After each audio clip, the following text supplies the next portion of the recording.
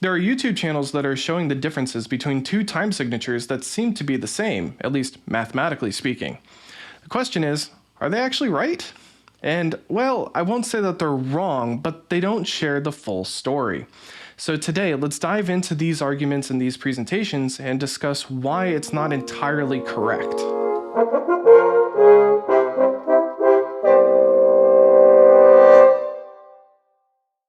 I'm going to be showing a lot of examples from the YouTube channel Music Matters. This is not meant as an attack because, again, I don't think that they're wrong, but it's not fully correct.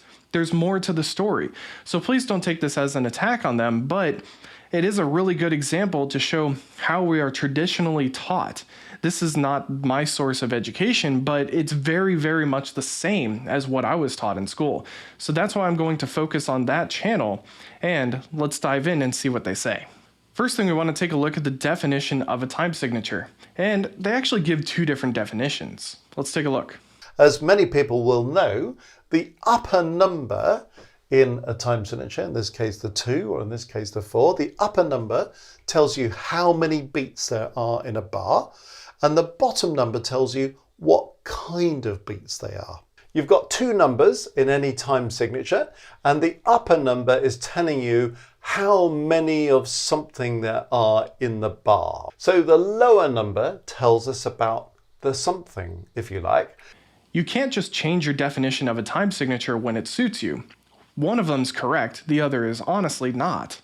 The way we really should be looking at time signatures is that the top number tells you how many of the bottom number are in each bar. So for 3/4, there will be 3 quarter notes in every measure. In 6/8, there will be 6 eighth notes in every measure. Mathematically, this means they are the same.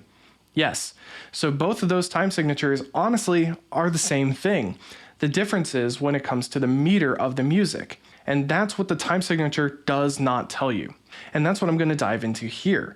So let's take a look at some things that are in different time signatures that have different beat patterns than what you would normally expect. Since traditional teachings don't always look favorably on film music, I'm going to use music that you would see on a classical series with orchestras. Even more, I'm going to use pieces that I've actually performed over the last handful of years. So let's take a look. For 2/4, you would expect to see 2 beats per bar, but there are examples where this is in 4. Here's one example from Mendelssohn 3.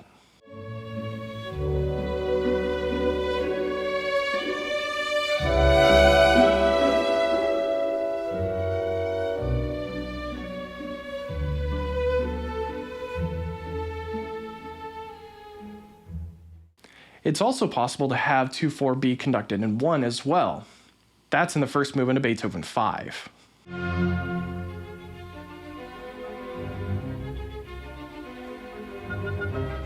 For 4 or common time, you would think is just 4 beats to the bar, 4 quarter notes. However, it can be conducted in 8, as we could see here in Mahler 9.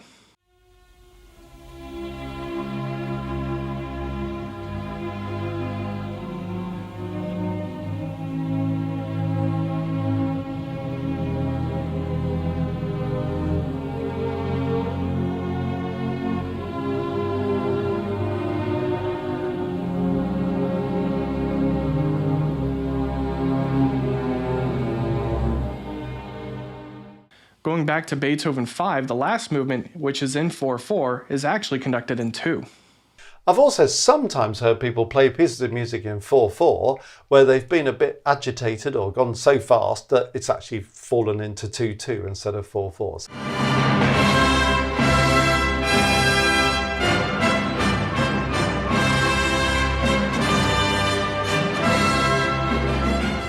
For the time signature 4/8, I honestly don't remember what the traditional teaching is because it could be in 4, it could be in 2, but you honestly wouldn't expect to see it in 8.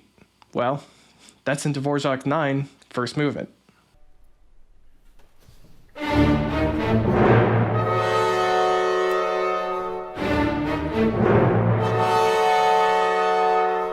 Let's do the same thing for 3/4 versus 6/8. Yes, 3/4 you would expect to see 3 beats per the bar, all 3 being quarter notes, and 6/8 you would expect to see 2 dotted quarter beats per measure. But let's look at the first movement of Brahms 1. It's in 6/8, but it's conducted in 6.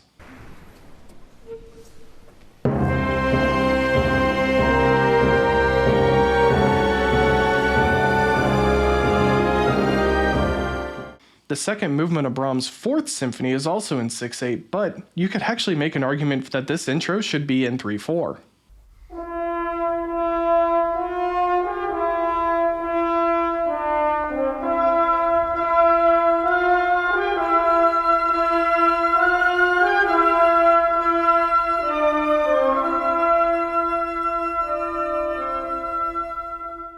Now, it would seem kind of silly to conduct something in 6/8 and 1, right?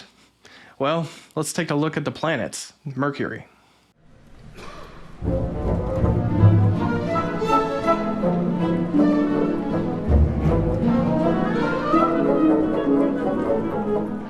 It is possible to have 3/4 conducted in 6 as well. Here's a selection from the Nutcracker.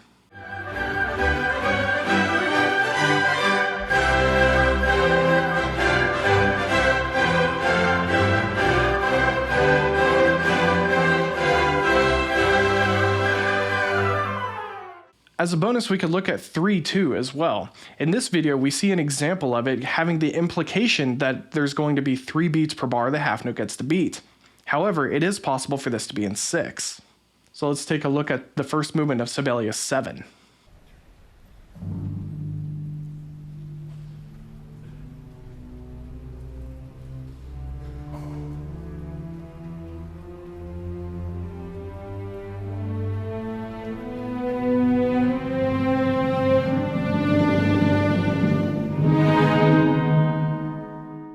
In another video, we see 6/4, and it should be kind of the same as 6/8, but it is possible for it to be in 3.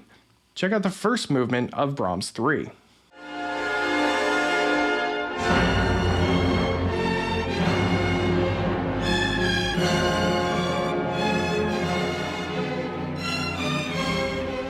Six/4 can also be in 6. Check out the beginning of the pictures at an exhibition.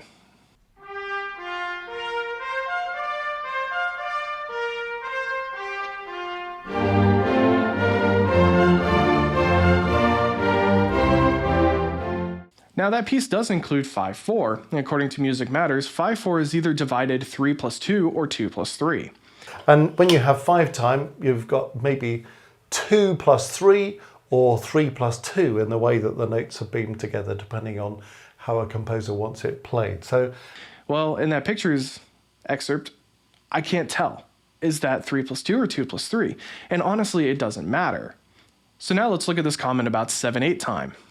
and it might be grouped together as 3 + 4 or 4 + 3. Do you notice here it's 4 + 3, then it's 3 + 4. So it's kind of switching between the bars. I honestly don't know any example of 4 + 3 or 3 + 4. Every single example of 7/8 that I've ever seen is 2 + 2 + 3, 2 + 3 + 2, or 3 + 2 + 2.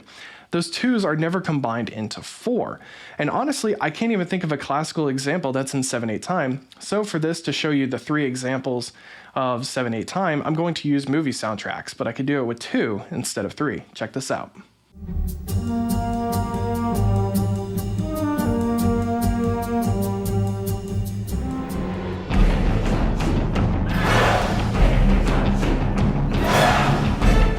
So here's a question. Is 3/8 in 3 or in 1? Well, let's take a look at a couple examples.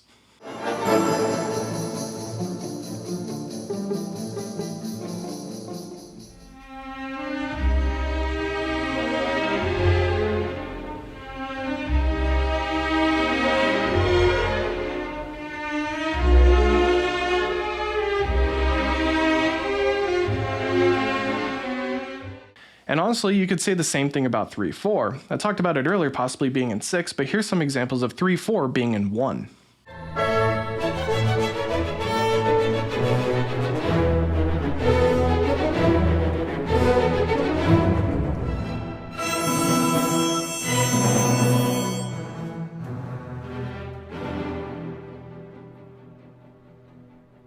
So as you can see, the teachings of time signatures don't always add up with the way that we're actually performing.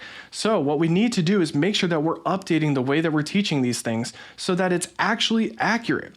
The way we need to teach time signatures is that the top number just tells you how many of the bottom are in the bar. And the music itself dictates what the rhythm is and what the meter is, not the time signature.